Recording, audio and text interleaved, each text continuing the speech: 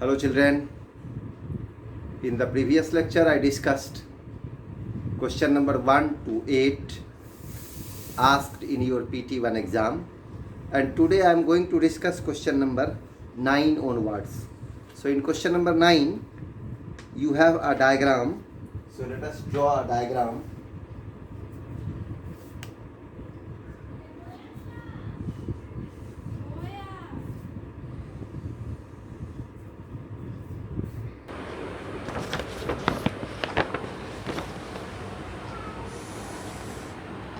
This is B, this is A, and this is C.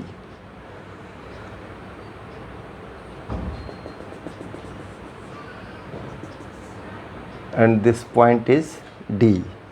Here is Q1, here is Q3, and here is Q2. It is given that Q1 and Q2 are two charges placed at 30 centimeter apart. Means this distance AB is 30 centimeter. And this distance CD is 40 centimeter. The change in the potential energy of the system is Q3 by 4 pi epsilon naught K, where K is. You have to find the value of K. So potential energy when Q3 is at C and potential energy when Q3 is at D, you have to find that one, and the difference is given. Is it clear? So you see what will be this distance. This is 30 centimeter, this is 40 centimeter, and this is a right triangle. You know this will be the hypotenuse, and the hypotenuse is perpendicular square plus base square under root. Means this will be 30 squared plus 40 squared under square root, and the value of that you already know that this is 50 centimeter. This is 50 centimeter. Got it? Now see, this AC and AD are equal because this is the arc of the circle. So this distance is 10 centimeter. This is also given. Now initial potential energy is equal to 1 by 4 pi epsilon naught Q1 Q2 Q1 Q2 Q1 Q2 by R. R is 30 centimeter, 30 into 10 power minus 2, plus Q2 Q3. This is 1 by 4 pi epsilon naught Q2 Q3 by R, means 50 into 10 power minus 2, plus Q3 Q1 means 1 by 4 pi epsilon naught Q3 Q1 by 40 into 10 power minus 2. Got it? Now see, you can write it as 1 by 4 pi epsilon naught Q1 Q2 by 30 into 10 power minus 2 plus Q2 Q3 by 50 into 10 power minus 2 plus Q3 Q1 by 40 into 10 power minus 2. UF, final potential energy. You see, final potential energy will be equal to 1 by 4 pi epsilon naught Q1 Q2 by 30 into 10 power minus 2, this is as it is, plus Q2 Q3 by this distance has become now 10, so 10 into 10 power minus 2, plus Q3 Q1, this will be 40 into 10 power minus 2. The difference of this energy delta U is equal to UF minus uy. uf minus uy. You see this is equal to 1 by 4 pi epsilon naught can be taken as common. You see q1 q2 by 30 into 10 power minus 2 minus q1 q2 by 30 into 10 power minus 2 will be cancelled out. q3 q1 by 40 into 10 power minus 2 minus q3 q1 by 40 into 10 power minus 2 will be cancelled out. Ultimately you will have q2 q3 1 by 10 into 10 power minus 2 minus 1 by 50 into 10 power minus 2. Got it? And it is equal to 1 by 4 pi epsilon naught q2 q3 by 10 power minus 2. This is 50 into 10 power minus 2. So you can write it 10 minus. This is 1 by 50 into 10 power minus 2. 1 0 of this will be cancelled by this 0 and it will be 10 by 5. 10 by 5 and you will get 1 by 4 pi epsilon naught q2 q3 into 10 minus 2 means 8. And according to question, you see according to question, delta U is equal to 1 by 4 pi epsilon naught q2 q3 into 8. It is equal to q3 by 4 pi epsilon naught into k. So compare these two. You see 4 pi epsilon naught, these two will get cancelled out and q3 will get cancelled out, and from where you will get k is equal to 8 q2. So this is the answer, k is equal to 8, q2 is the answer. Got it? Okay, so this is the solution of question number 9. You can solve it within a minute, just if you will write directly this equal to this. Okay, because you know all these formula, so you can use the formula directly and solve the question. I discussed it in detail, so why it takes a time. Okay, so now question number 10. Two infinite plane parallel sheets separated by a distance d have equal and opposite uniform charge densities sigma. Electric field at a point between the sheets is, you know, electric field due to a single sheet is sigma by 2 epsilon naught, and here both have equal charge densities sigma, but their natures are different. So between them the field will be in the same directions, hence you can add the two fields sigma by 2 epsilon naught plus sigma by 2 epsilon naught and you will get sigma by epsilon naught. You already learned this whenever you are learning theory. Question number 11. A capacitor is charged by using a battery which is then disconnected. You see a battery was connected to the capacitor, it was charged, and now the battery is removed. So when the battery is removed, the charge on the capacitor will remain constant. Okay, and if battery is connected, the potential difference across the capacitor remains constant. I discussed it whenever I was discussing theory also. No, so here charge will be constant.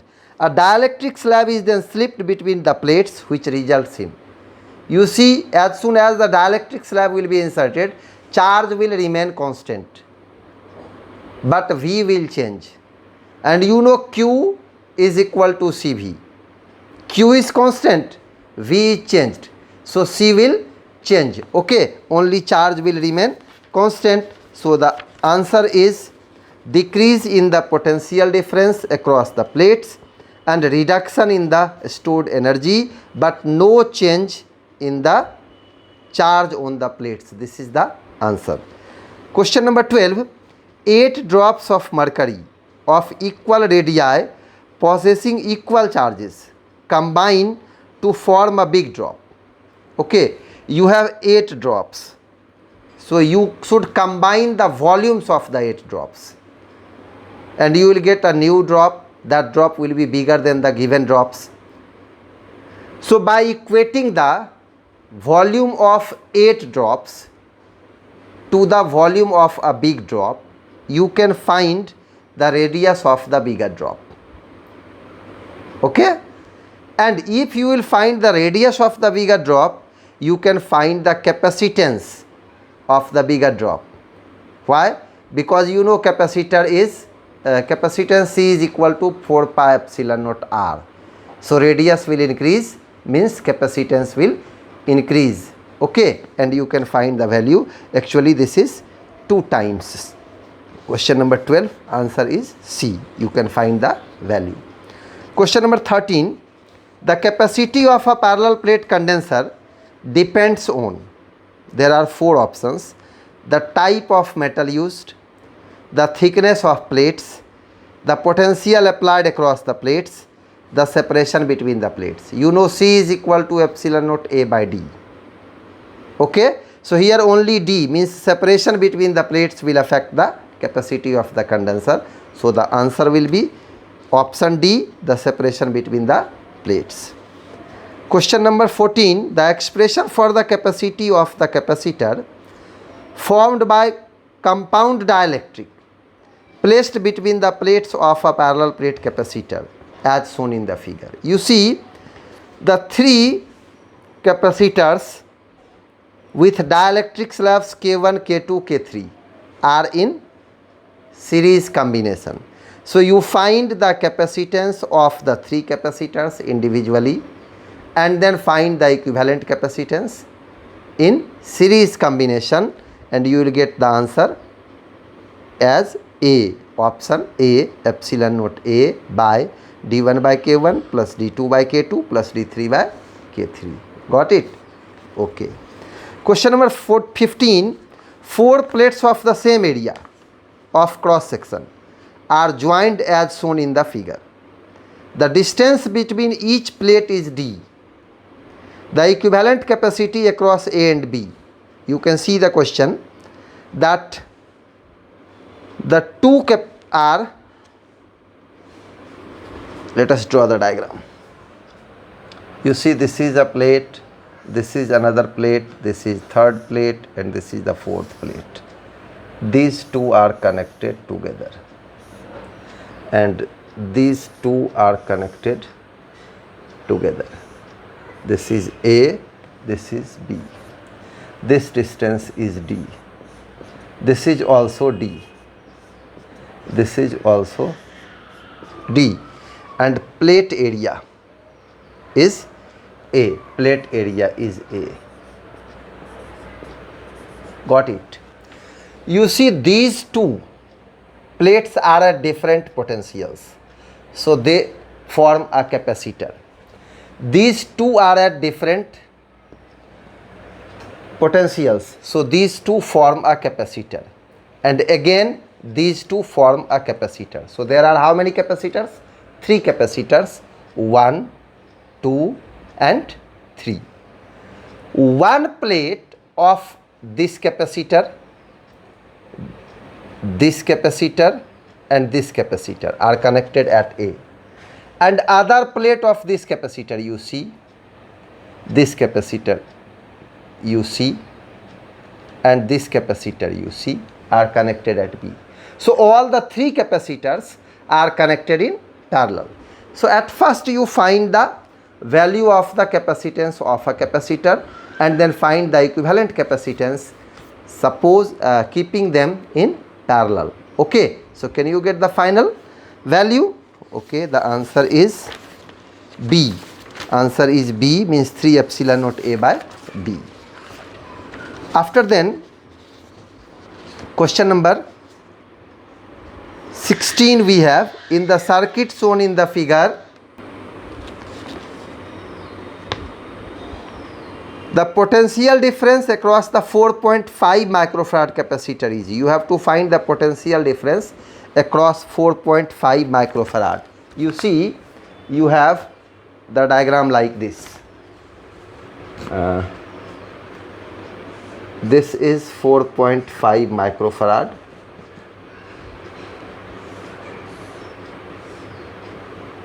This is 3 microfarad. And this is 6 microfarad. And this is connected to a potential difference of 12 volt. You see. So you have to find the potential difference across 4.5 microfarad. You see, these two are connected in parallel. So find their equivalent capacitance and then distribute this 12 volt into 4.5 microfarad and the equivalent capacitance of these two capacitor, and that will give you the value of potential difference across 4.5 microfarad capacitor. Got it? After then, question number 17. 3 capacitors of capacitance 3 microfarad are connected in a circuit.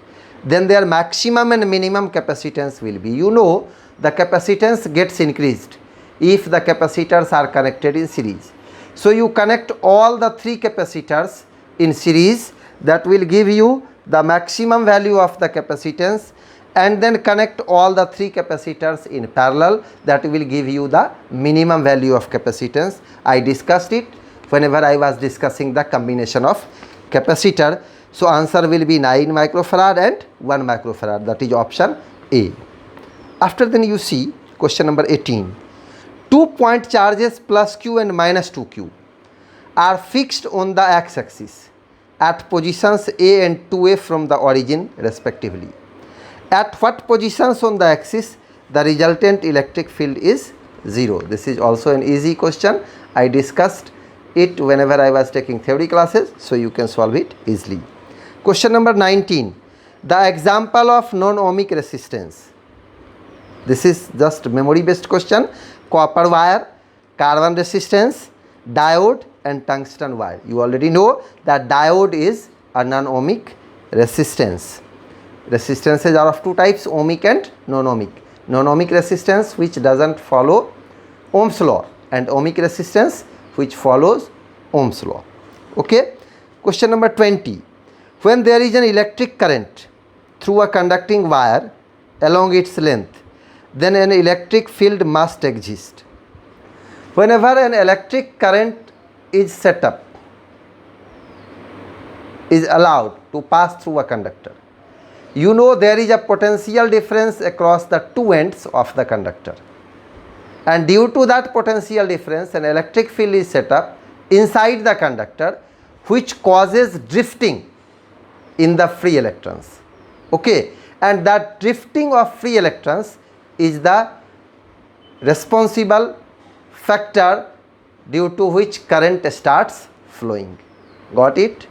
Okay, so the answer is C, inside the wire but along the wire, means parallel to it. Now in the next class, next lecture, I will complete the remaining part. Okay, thank you.